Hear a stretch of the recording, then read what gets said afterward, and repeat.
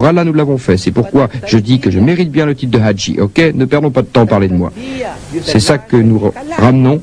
Un peu d'eau, des dates, des marchandises et un titre. Mais la talbiya, cette talbiya, vous avez dit la sharika lak. C'est le slogan. Les Nations Unies ont différentes commissions et chaque année, elles se fixent un slogan. C'est l'année de l'eau. Épargnez-la. Utilisez-la, mais n'en abusez pas. Ou c'est l'année des personnes âgées. Vivre dans un asile n'est pas notre destin. Votre mère, quand elle vieillit, ne la mettez pas dans un asile pour personnes âgées. C'est l'année de l'arbre. Chaque fois qu'il propose une résolution aux Nations Unies, tout le monde, où qu'il soit, parle de la même chose. L'eau, l'eau, l'eau, les arbres, les arbres, les arbres, les gens âgés. C'est le propre des slogans.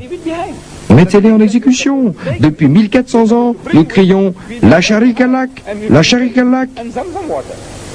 Et nous la laissons derrière nous, en partant. La chose que nous sommes supposés emporter avec nous, nous la laissons en arrière. Et nous rentrons avec des dates et de l'eau de Zenzen. Oui, parce que partout vous allez en Inde, vous les Hadjis, ou vous les Pakistanais, ou en Occident, où que vous alliez, aussi en Afrique du Sud. Les gens sont des malfaiteurs. Dans toutes les directions. Malfaiteurs. Adieu. Vous et moi, nous sommes supposés les combattre. La sharika lak, vous êtes supposés leur dire la sharika lak. Dieu n'a pas d'associé, ne lui associez personne. C'est votre boulot. Nous sommes supposés le faire. Nous sommes supposés nous tenir sur la place du marché et travailler pour Dieu. Notre prophète, que les bénédictions et la paix de Dieu soient sur lui. Prenez exemple sur lui. Il avait l'habitude de se retirer au Mont Hira, au mont de la lumière, avant sa mission prophétique. Parfois seul, parfois avec son épouse, la mère des croyants. Il passait des jours et des semaines à méditer, à communier avec le Tout-Puissant. Ce qui s'y passait réellement, les détails, je ne les connais pas. Je ne connais pas les détails de son expérience vécue. Ce n'est qu'après qu'il a commencé sa mission prophétique que nous avons des détails. Ce n'est qu'après sa nubuwa que nous avons des détails. Mais ce qui s'est passé entre lui et son Seigneur, je ne sais pas. Quoi qu'il en soit, le 27 Ramadan, ne commencez pas à me questionner concernant le 27, c'est la date généralement acceptée, le 27 Ramadan, alors qu'il avait 40 ans, Dieu lui a envoyé son ange. Il lui a envoyé Djibril. Et à cette occasion, il lui a commandé dans sa langue maternelle, Igra, c'est-à-dire lis, ou récite, ou répète. Mais notre prophète, que les bénédictions et la paix de Dieu soient sur lui, est un illettré. Et il répond en disant, c'est un témoignage du fait qu'il ne savait pas lire.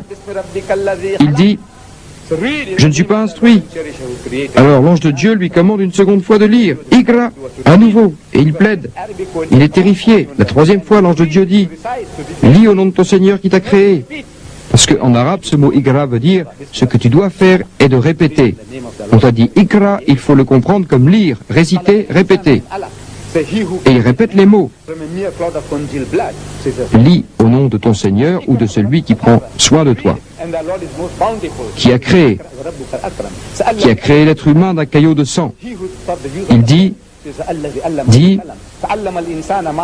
lis et ton Seigneur est plein de générosité. Il dit, lui qui a enseigné l'usage de la plume. Et il dit qui a enseigné à l'être humain ce qu'il ne savait pas. Et dès que l'ange est parti, il reste terrifié, transpirant de partout. Il court à la maison, à 5 km au sud, retrouve la mère des croyants,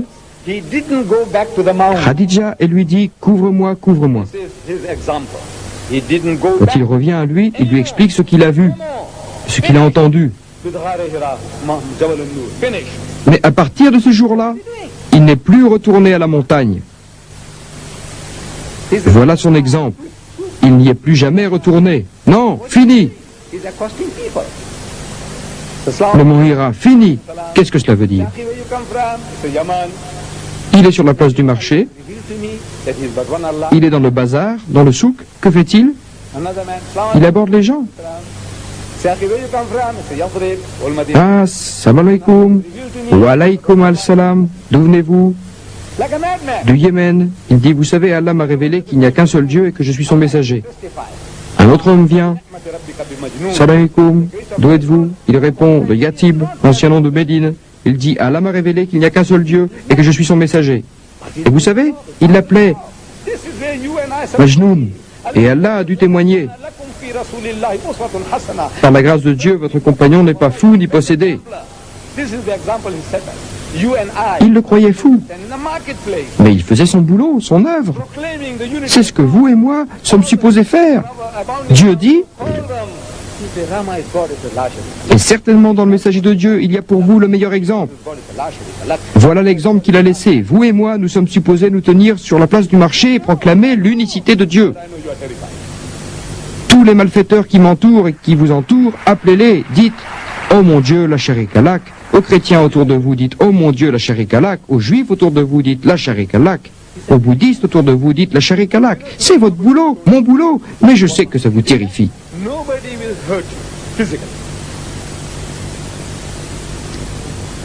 Vous êtes terrifiés. Moi aussi, je vous le dis. C'est effrayant. Vous savez, de nos jours, on ne vous jettera pas des pierres. Par Dieu, si vous le faisiez, personne ne vous ferait du mal, ne vous crucifierait.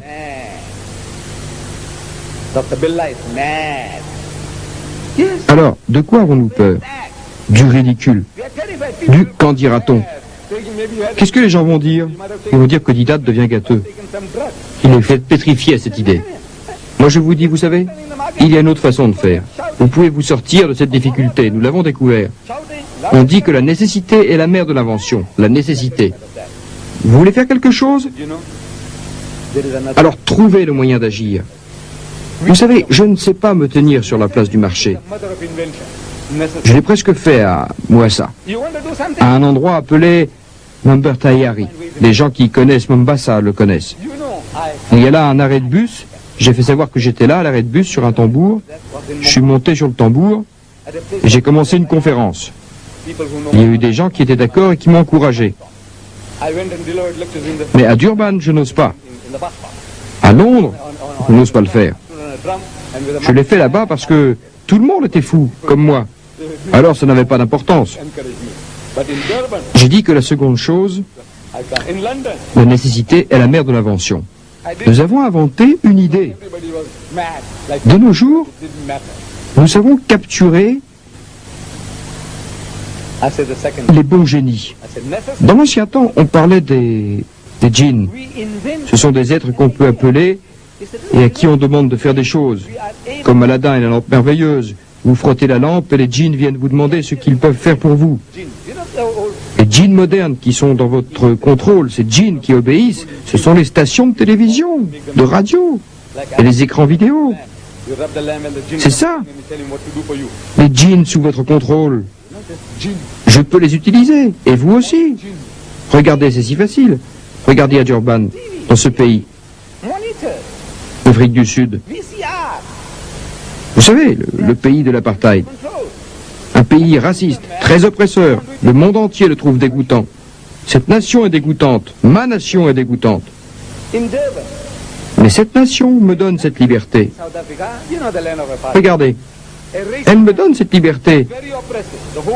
Dans les rues, dans les magasins, dans les bazars. Regardez ce que je fais. Je mets un écran vidéo à la fenêtre.